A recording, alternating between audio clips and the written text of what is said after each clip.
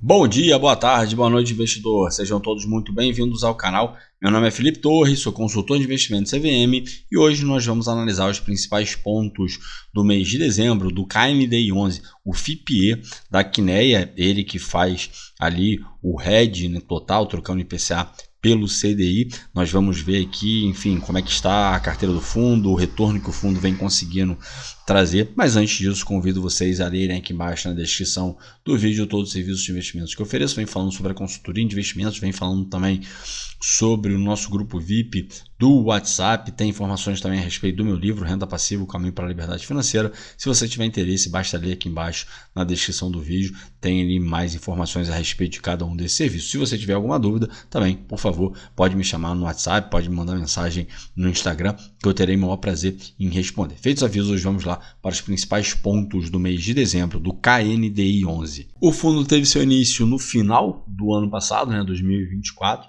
já nasceu com um patrimônio já bem expressivo, como todos os fundos da Quineia, lembrando que pelo fato de ele ser FIPE, pelo menos por enquanto, está somente para investidor qualificado. No final do ano passado, a CVM lançou o edital de convocação para uma audiência pública para mudar ali a regulamentação, a resolução que trata dos fundos de investimento em participação, e dentre essas possíveis mudanças, está essa de tirar essa restrição de ser somente para investidor qualificado e abrir para investidores em geral. Vamos ver como é que vai ficar essa questão. Patrimônio líquido do fundo, 400 milhões de reais.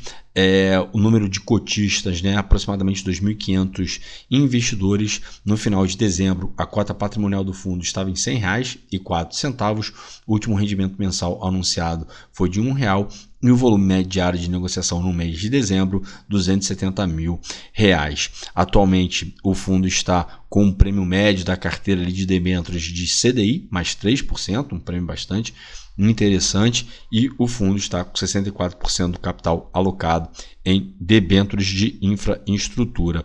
No mês, o fundo rendeu 0,98% e o benchmark do fundo, que é o CDI, 0,93%. Atualmente, a carteira do fundo está com 8 emissões. A cota patrimonial do fundo, desde o início do fundo, está entregando um retorno de CDI, mais 0,03%. Mas, enfim, como eu falei, o fundo teve o seu início, se eu não me engano, foi em novembro ou outubro, enfim, foi bem no final do ano passado, e ainda tem uma parte considerável alocado ainda em caixa. Então, a gente tem que aguardar para ver, depois que todo esse capital estiver alocado, ou pelo menos a maior parte que estiver alocada, e para ver como é que vai ser a performance do fundo ao longo dos próximos meses. Mas é um fundo que ele vai ter uma pegada mais high grade, tá? Aqui os emissores, que compõem a carteira e que assinam o IPO também do fundo, ele deu essa informação de que seria ali um ativo que teria uma pegada mais high grade, até porque também, se a gente for pegar para ver o objetivo da performance aqui do fundo, é de 1 a 1,5% acima do CDI. Então, para ter esse retorno, tem que ser ativos ali com uma nota de crédito mais elevada. A gente pode fazer um comparativo desse fundo com o CADIF. Claro, o CADIF é um FII Infra, aqui é um FIPE, mas pelo fato, por exemplo, a gente tem na Sparta o Juro 11 e o CDI 11, a gente tem na Itaú Asset o IFRA 11 e o IFRI 11. Aqui na Quineia seria o CADIF e o KNDI, só que tem essa observação que eu falei para vocês, que o KNDI ele foi originado, a estrutura dele foi feita dentro de um FIPE e não de um FII Infra, assim como nós temos também com o ASIM 11. O ASIM 11 também é um FIPE que investe em debêntures, tem vantagens essa questão do fundo ele ser estruturado com uma estrutura de FIPE. Inclusive eu já fiz um vídeo aqui no canal explicando sobre isso. Eu vou deixar o card aqui em cima, depois que a gente tiver interesse, basta clicar para poder assistir. Desde o início do fundo, tá? Como eu falei, é um fundo extremamente recente. O fundo, tendo por base, né, a cota patrimonial, entregou um retorno de 1,59%, a cota de mercado 2,67% e o CDI nesse mesmo período 1,56%, mas lembrando que o CDI aqui é o CDI bruto, tá? Então teria que descontar 15% do imposto de renda para a gente fazer esse comparativo mais justo. No dia 13 de janeiro, que é no 8º dia útil do mês, né? Os investidores do fundo irão receber R$1 por cota. Esse rendimento é equivalente a 108% do CDI, o CDI do período, né? E levando em consideração o gross up, né, do imposto de renda ali, com uma alíquota de 15%, ficaria em 126% do CDI. O retorno total, já levando em consideração a variação da cota patrimonial do fundo, foi de 0,98% e no mesmo período o CDI entregou um retorno de 0,93%. No final de dezembro, a cota do fundo terminou sendo negociada, né, com um pequeno deságio de 1,06%. A cota patrimonial estava em R$100,04. No final de dezembro, ela terminou sendo negociada em R$ 98,98, e isso daí representa um retorno de CDI mais 2,7%.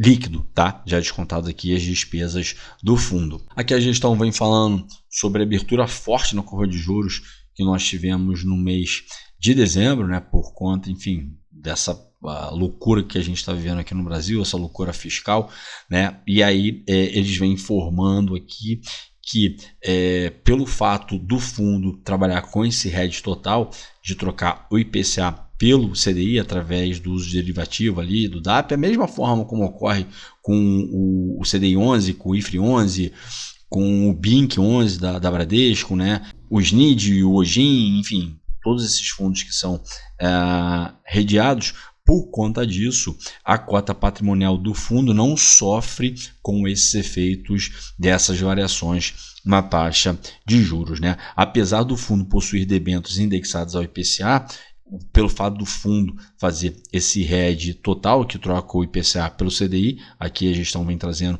essa informação, né? Ele consegue se proteger nesse cenário de aumento nas taxas de juros. E também quando nós temos um aumento na taxa de juros oficial, né, na Selic ali, esses ativos que são indexados ao IPCA na sua origem também não são afetados por isso daí, né? Então muitas vezes, né, as pessoas perguntam assim, poxa, está subindo a taxa de juros, está subindo a Selic, eu preciso me preocupar com um determinado ativo que tem na carteira do fundo tal, do fundo A, fundo B. Se esse fundo ele não tiver debêntures, ou enfim, se a gente quiser também levar, né, para fundos imobiliários que foram originados, né, na sua origem indexados ao CDI, não tem problema, porque enfim, o aumento na taxa Selic vai afetar os ativos, né, os devedores, as empresas, os emissores, enfim, que emitiram essa dívida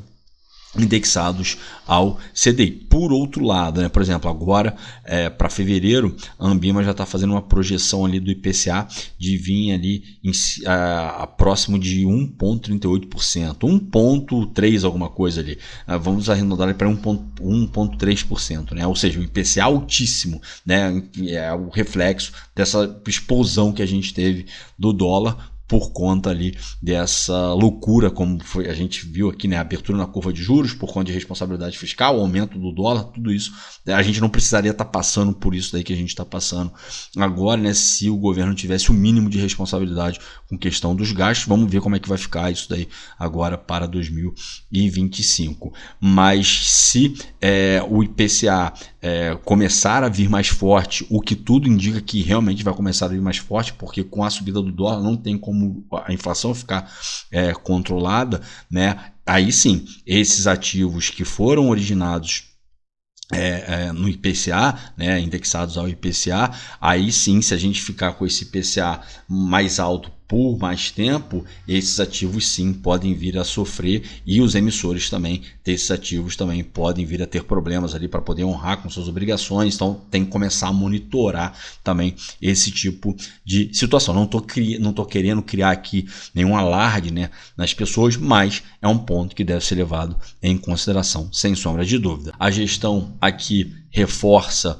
que a carteira do fundo continua saudável e os ativos estão pagando juros, né, as amortizações ali normalmente sem nenhuma intercorrência, pelo menos até agora. A alocação do fundo encerrou o mês com 64% do patrimônio alocado em debêntures, com uma taxa média de CDI mais 3,09%, e eles estão aqui, né, a gestão continua trabalhando e tem duas operações em foco que devem ser desembolsados ali, parte desse caixa que o fundo tem em 2025. Aqui nós temos a alocação por setor, então praticamente 25% no setor de geração eólica, né? 20% praticamente saneamento, 16,6% rodovia, 16% praticamente em geração solar, 15% no setor de energia e 8% em telecomunicação. Aqui a gente tem a alocação por rating, então a gente vê aqui que todos os ativos que possuem rating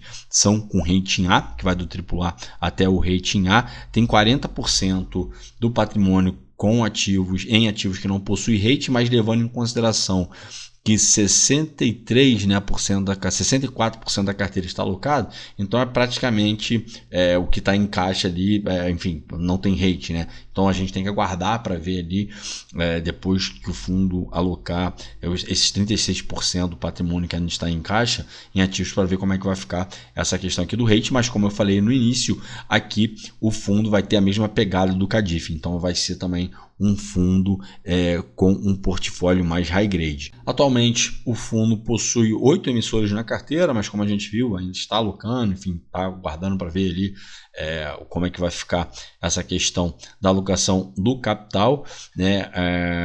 E são ativos, como a gente viu ali, né, com notas de crédito elevadas. Um ponto aqui interessante: praticamente todos os ativos que compõem a carteira foram adquiridos pela Quineia, né, com exceção aqui da debênture da Highline, mas todas as demais nós vimos aqui que é 100% ali destinado para fundos da Quineia. O fundo até agora realizou duas distribuições, né, no mês de novembro e no mês de dezembro. No mês de novembro 60 centavos e agora no mês de dezembro, como a gente viu, foi anunciado ali R$1 que vai ser pago no 8º dia útil do mês de dezembro. Tá certo? Bom, para hoje era isso. Espero que vocês tenham gostado do vídeo de hoje. Se tiverem gostado, peço para que, por favor, deixem seu like, se inscrevam no canal.